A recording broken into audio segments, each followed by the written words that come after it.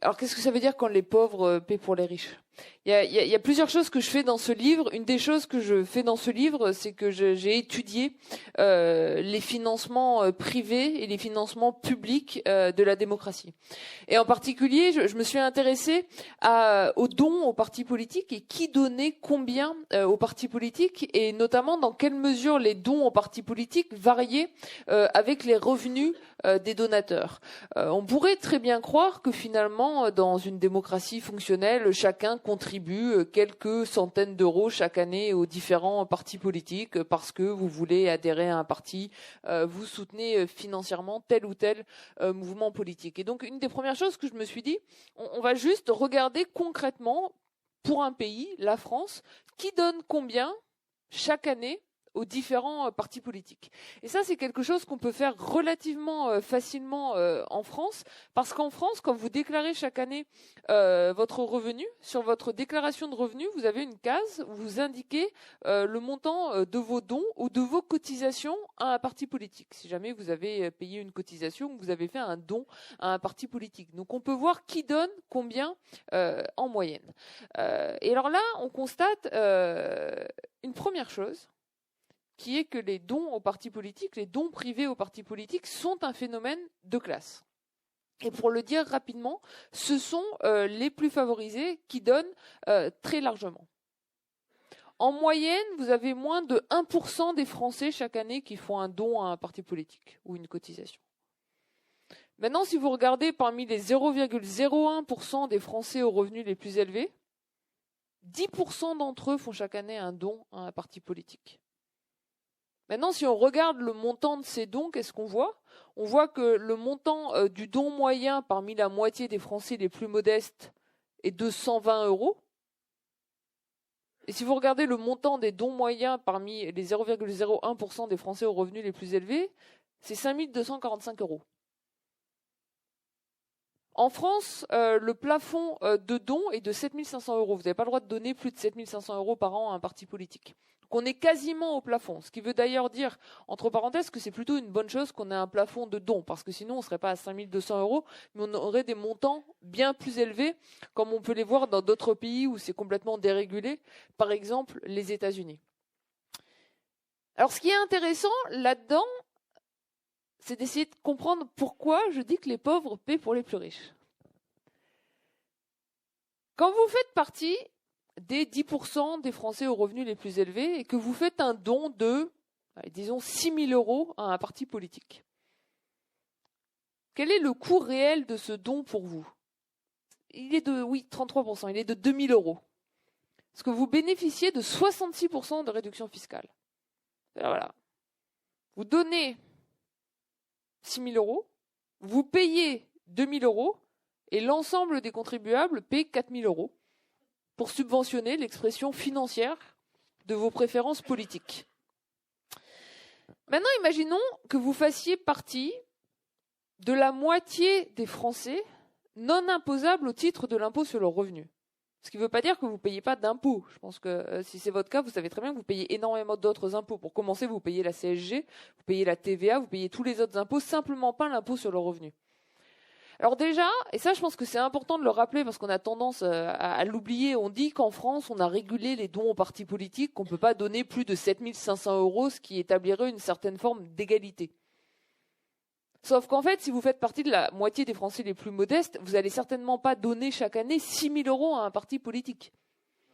Voilà. On dit que vous êtes libre de le faire, sauf que vous n'avez pas vraiment les moyens d'exercer cette liberté. Le plafond, pour vous donner un ordre de grandeur quand même, le plafond qu'on a fixé de dons, 7 500 euros, c'est la moitié du salaire annuel total de quelqu'un qui touche le salaire minimum. Et c'est d'ailleurs supérieur au revenu total de quelqu'un qui touche le RSA, 7 500 euros. Donc voilà, pour la plupart des Français, vous n'allez pas donner ce montant-là. Donc imaginons que vous fassiez un don plus petit, par exemple, de l'ordre de 300 euros. Dans ce cas-là, quel est le coût réel pour vous ? 300 euros.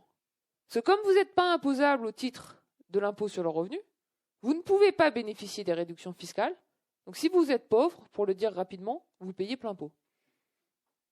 Non seulement vous avez moins de chances de donner, quand vous donnez moins, mais vous en payez entièrement le coût, Alors que les plus riches, eux, quand ils expriment financièrement, leurs préférences politiques sont subventionnées aux 2 tiers par l'ensemble des contribuables.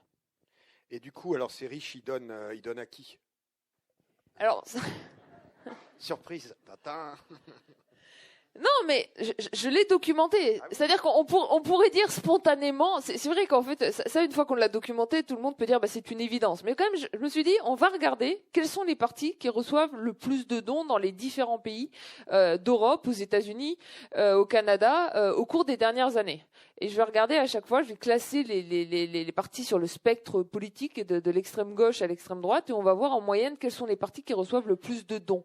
Et c'est vrai que c'est dans tous les pays, systématiquement, ce sont les partis les plus conservateurs du point de vue économique qui reçoivent plus de dons privés. Voilà. C'est une régularité statistique. Ce qui fait qu'en fait, on a mis en place un système de financement qui favorise les partis de droite, pour le dire rapidement, les partis qui sont plus conservateurs économiquement. Et en France, puisque tout à l'heure tu as évoqué l'actualité, le parti qui a touché le plus de dons en 2017, c'est La République En Marche. Mais non, les socialistes, c'est un parti de gauche quand même, plus trop, mais même on peut s'interroger. Mais si on les classe en fonction des dons reçus, non, d'ailleurs, ça c'est un point très intéressant, le fait que vous évoquiez le Parti socialiste, parce qu'en fait, si on regarde même l'année 2016, qui est l'année de la création d'En Marche, En Marche, sur les 6 premiers mois de son existence, a levé près de 9 millions d'euros de dons. Le Parti socialiste, la même année, en dons privés, touchait 676 000 euros. En fait, ils étaient déjà mal barrés, en fait. Mais c'est quand même une régularité statistique qu'on retrouve dans tous les pays, et du coup ça demande à interroger finalement au moins, il y a plusieurs choses que j'interroge dans le livre en termes de régulation. La première chose que j'interroge, c'est dans quelle mesure on veut des plafonds de dons aussi élevés. On a tendance à penser en France qu'ils sont faibles parce qu'ils sont plus faibles que ce qu'ils sont ailleurs. C'est vrai qu'aux États-Unis, il n'y a pas de plafond. Au Royaume-Uni, il n'y a pas de plafond de dons. En Allemagne, il n'y a pas de plafond de dons. En Italie, on en a introduit un récemment qui est quand même beaucoup plus élevé qu'en France, c'est 100 000 euros. En Espagne, on en a introduit un récemment qui est de 10 000 euros, donc qui est plus fort qu'en France, mais quand même plus faible qu'ailleurs. En Belgique, vous ne pouvez pas donner plus de 2 000 euros par an à l'ensemble des partis politiques et plus de 500 euros à un parti. Donc en Belgique, c'est beaucoup plus régulé qu'en France. Donc il y a aussi des systèmes qui sont plus régulés. Donc la première chose à interroger, c'est dans quelle mesure on veut permettre tout simplement à un certain nombre d'individus, parce qu'ils en ont les moyens, de financer davantage la vie politique, et ce qui a des contreparties assez fortes, c'est-à-dire d'être au moins davantage entendus par les femmes et les hommes politiques que ce que peuvent faire la majorité des citoyens.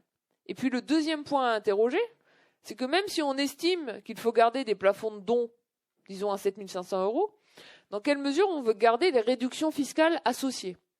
Dans quelle mesure on trouve qu'il est légitime de financer avec l'argent de nos impôts les préférences politiques des très riches et uniquement des très riches?